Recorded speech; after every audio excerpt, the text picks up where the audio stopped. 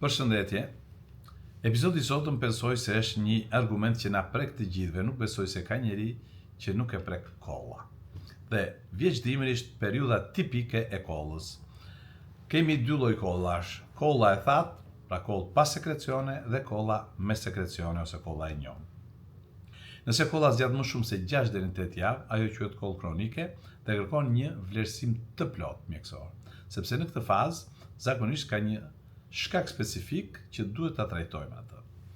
Kush janë shkaqet e kollës tatë? Kolla post-infektive ose mbas infeksionit të zgjatur. Pas një viroze ose një bronkiti, mukozat mbeten të ndjeshme dhe sigurisht që reagojnë. Mund të zgjasi edhe deri në 2-3 muaj, por gradualisht ajo duhet të përmirësohet. Trajtimi është antitusiv ose kundër kollës, siç janë shurupet e zakonshme, inhalime me avull ose solucion fiziologjik, hidratim dhe shmangje pirjes duhanit, sepse irritojnë akoma më shumë mukozat e rrugët frymarrjes. Tjetër është riniti alergjik ose sinuziti kronik. Sekrecionet që rrjedhin nga hunda kalojnë në pjesën e mbrapsme drejt fytit, gjë të cilat e irritojnë atë dhe shkaktojnë kollën, sepse kolla është një mekanizëm mbrojtës. Shpesh pacientë vjen gërryerje në fyt. Si duhet veprojmë? Antihistaminik dhe kortikosteroid lokal nazal, larje të mundshme në solucion fiziologjik hipertonik. Shkak tjetër kush mund të jetë? Riniti, veç rinitit, është refluksi gastroezofageal. Do të thotë rikthim i likideve të stomakut drejt ezofagut. Duke ditur që përmbajtja e stomakut ka acide, mukoza e ezofagut nuk është për të përballuar ambient acid. Për të arsye ka kollë, por mund të ketë dhe djegje, që cila shprehet, pacientët e shprehin shumë shpesh atë. Çfarë duhet marrin?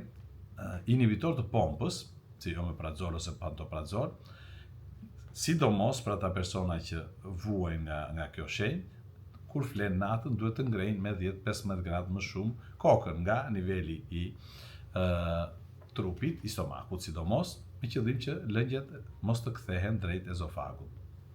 Sidomos për personat obez, evitoni sidomos faktet e rënda dhe të vona, sepse duhet të tretet ushqimi, të ndryshe do të ketë rikthim. Tjetër, azma e fshehur. Kolla që është simptoma e vetme që e shpreh një azmë të fshehur, shpesh pas frymarrjes së thellë, kur mbushemi me frym, ose kur thithim ajër të ftohtë, që është irritues. Ajo shkakton kollë, por kollë pa sekrecione. Ka dhe një grup ilaçe, siç janë ACE inhibitorët që përdoren zakonisht si antidepresiv për presionin e lartë, si enalaprili për shembull. Në qoftë se kemi marrë një terapi, kemi filluar një terapi antihipertensive dhe shikojmë që na shfaqet kolla, atëherë e ndalojmë për disa ditë ose e ndrrojmë me medikamente të tjera, ka klase të tjera, siç mund të jenë sartanët. Pra, po të kthehemi edhe një herë tek qasja terapeutike, si duhet veprojmë? Post-infektiv antitusiv, shurupe kundër kollës, inhalime dhe hidratim për 2 deri në 4 javë. Në rastin e alergjisë ose të rinitit kronik, antihistaminik me spray nazal, steroid që janë 2 deri në 6 javë. Refluks gastroezofageal, antiacid, që është shumë i rëndësishëm, dhe ndryshim i stilit të jetës, ngrënia shpejtë e darkës dhe ngritja e nivelit të kokës kur flenim gjumë. Kjo 4 deri në 8 javë. Në rastet e azmës së fshehtë, inhalator ose bronkadilatator janë ato pompa, si themi, me ventolin ose salbutamol, sigurisht që përshkruajnë nga mjeku. I shkaktuar nga ilaçet, siç e tham, ndërprerja e ACE inhibitorit dhe fillimi dhe kolla zakonisht brenda një jave mund të eliminohet. Kur kërkohet vlerësimi specializuar? Nëse kolla shkon më shumë se 8 javë, 2-3 muaj.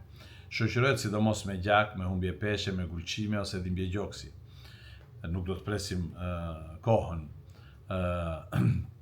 ose nuk reagon ndaj trajtimit simptomatik që ne po i bëjmë. Dhe në këtë rast çfarë duhet bëjmë?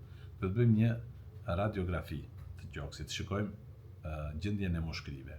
Një spirometri për të parë kapacitetet e mushkëlive, një test alergjik, gastroskopi nëse ka refluks gastroezofageal, në rastet e veçanta mund shkoj edhe deri në bërjen e një skaneri.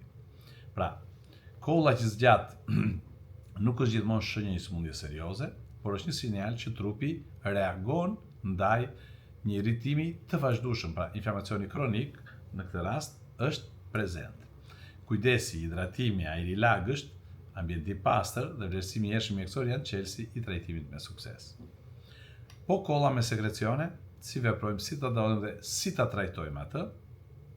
Kolla me sekrecione është një mënyrë e trupit për të pastruar rrugët e frymarrjes.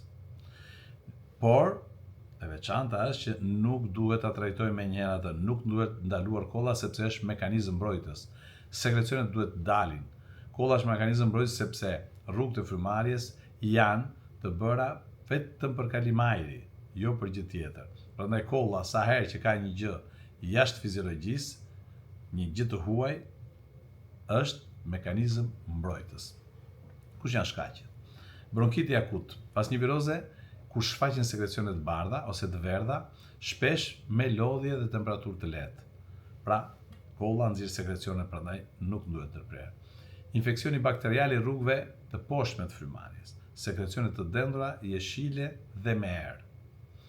Sinuziti, sekrecionet që rrjedhin pas hundës dhe kthehen në fyt. O sinuziti ka sekrecionet shumë herë të dëndura, me zidalin, kemi të dhimbje koke ose dhimbje tek pjesa e vetullave.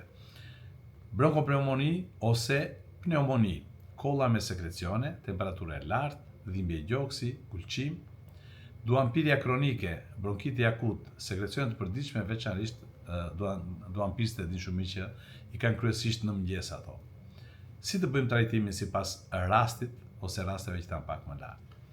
Në rast viral, pa temperaturë të lartë, mukolitik, janë medikamente, shurupe kryesisht ose bustina, që i hollojnë sekrecionet, i lehtësojnë organizmit, sidomos kollës, për t'i nxjerrë ato, për t'i jashtëqitur. Mund të jetë acetilcisteina, ambroksoli, erdosteina, të gjitha këto janë principe aktive. Hidratimi mirë, ujë, çaj të ngrohtë dhe supa janë hyn tek trajtimet e kollës. Në rastet bakteriale, kur sekrecionet janë të gjelbra ose të dëndura, pas vizitës mjekësore mund të kërkohet përdorimi i antibiotikut, por gjithmonë vetëm në këshillën e mjekut dhe me recetë mjekësore, se zakonisht nëse janë virale nuk kanë asnjë efekt antibiotikët. Kolla kalon edhe pa përdorimin e tyre. Në rast të alergjie, sidomos kronike, është kombinimi i antihistaminikëve dhe sprajve nazal, sepse i kemi gjithmonë të kongestionuar dhe të zëna hundët, kontroll mjekësor për të përjashtuar astmën. Kur duhet shtuar tek mjeku? Tek kolla me sekrecione, thamë. Kur kolla me sekrecione zgjat mbi 3 javë. Sekrecionet, si në rastin e parë ose kemi gjak, temperaturë të lartë, ulçim, dhimbje gjoksi, kur ndjejmë lodhje të vazhdueshme ose fishkëllime në frymarrje, janë sinjale të një sëmundje, që kolla është një shenjë e sëmundjes.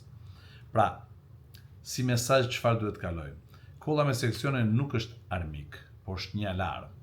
Ajo tregon që trupi po përpiqet të pastrohet. Detyra jonë është ta ndihmojmë dhe jo ta ndalojmë verbërisht kollën. Uji, dorimi i ujit, ajri i lagët dhe trajtimi i drejtë janë mjekimi më i mirë. Këto ishin dy argumentet për sot, ose një argument për llojin e dy kollrave, që në këtë periudhë janë shumë më tipike. Shihemi në episodin e radhës.